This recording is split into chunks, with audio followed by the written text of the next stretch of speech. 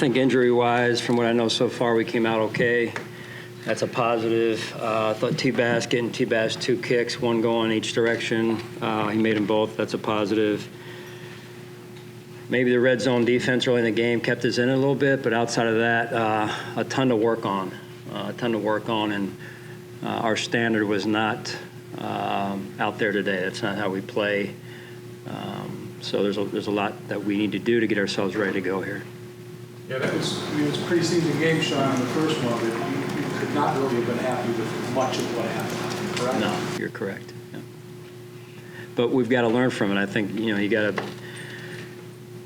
we have to be truthful about what we saw out there, and really it started with, I felt like, beating ourselves quite a bit just with pre-snap penalties, and I think 8 of the 11 maybe. I think we had 11 total penalties, 8 of which were some form of pre-snap or post-whistle. In this case, pre-snap.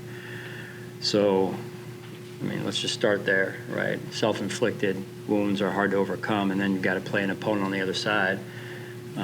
So give them credit. They played well. There's a lot we can learn from, and I'm confident we'll do that. But I'm also happy to see a lot of guys. I'm hoping the goal was at least to get everyone in some capacity. So I'm happy for those players that had never played before in an NFL game that they got in and were able to get out there and get some work. So.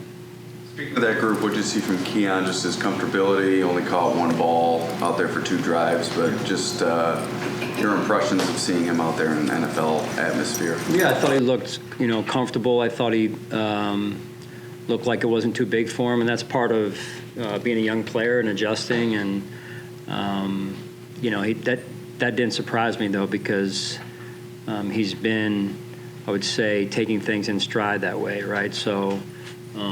And you see him, you're out of practice every day, right? He's executed, made some big-time plays, and today the ball didn't find him as much, and it wasn't really a game plan whatsoever for us. We were just out there trying to make sure that we had a chance to see where we were fundamentally and overall as a football team, and then had a chance to evaluate our personnel. Sean, I think Josh mentioned that he was campaigning maybe a little to stay in on that drive after when the first quarter ended there. Why decide to take him out mid-drive? Yeah, I just felt like it was the right time.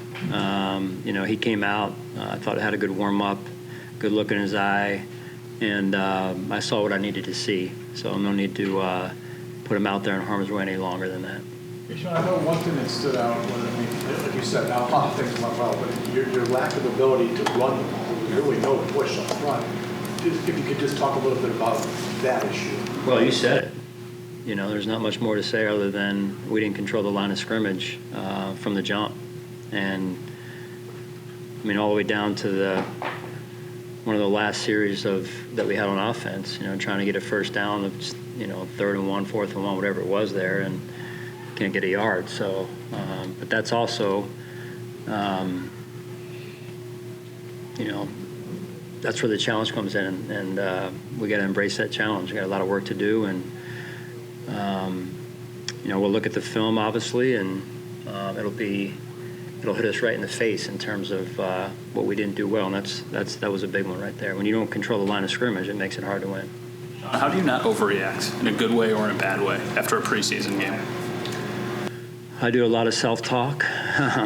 If you had a blood pressure cuff on me during that game, it would probably have exploded. So I just think that when you've been around as long as I have, to try and keep perspective, and that's why they call us coaches also, to take a team where it may be and make it better. And that's what we've done here, and that's what we're planning to continue to do in terms of taking this team and what we did today, and then get them better and better throughout the course of the season. I firmly believe that that's what a coach's job is to do. So,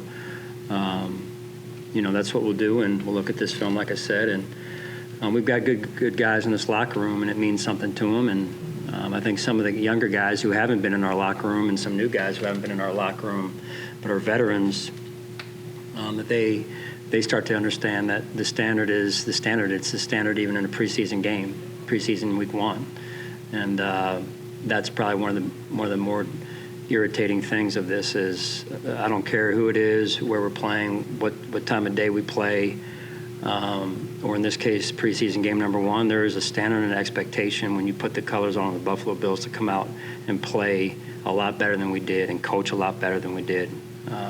And so that's important to me. What were your impressions of the kick and punt return down this evening? What specifically in the battle? The returner. The returner job? Yeah. Yeah, you know what, I thought, listen, I thought the returners, especially the ones that are new to our team, got a feel for the weather in Buffalo, right? It's a beautiful day, but that wind kicks up out there from time to time, and I think the gusts were pretty significant at times, and I would say that I thought Sam at times did a pretty good job punting into the wind, because that got pretty gusty at times. I thought the returners, both KJ and Day were having a little bit of trouble tracking the ball, right? And I think the first 2 kickoffs to KJ, especially the second one that we put on the ground there, looked like we were having trouble tracking it. And then the one to Day late in the game that flew over his head, that wind gusted pretty hard there. And so that's something that we have to get them over here to do more, to start to understand the wind and how it works here. How did you think the communication went with Bobby and calling the defense today? Yeah, I thought the communication sounded pretty clear to TB, the first middle linebacker that was out there, and then throughout the game. And then, I'm listening to hear how the communication is flowing amongst the staff as well, and it sounded like it was flowing well. And so, yeah. How involved was John Perry on those 2 challenges? Yeah, John's involved. It's good to have him. It's Mark Lubick up there, Dennis Locke, myself, and then we get some guys on the sideline that like to tell me what to do sometimes also from time to time. So I got a lot of help. Yeah, I got a lot of help. But it was good to have that today and get experience with some of that again, and have John on there and his first game as well. So. Was this part of the plan with Matt and Vaughn to just not have them go and then potentially later, or any types of setbacks or anything like that? Yeah, medically for Matt, it's still part of the plan from the medical staff. And then Vaughn, it's more, just managing his reps in the preseason. And we'll see how we go, how he goes and we go then moving forward week to week with it. And, if you ask him and you look at his history, he's not been a guy that normally plays at all in the preseason. So it's just something we'll have to have open lines of communication on as we move forward here. Do you have any immediate takeaways for things, how things went for Mitch and Shane, like evaluating both of their performances that stood out to you?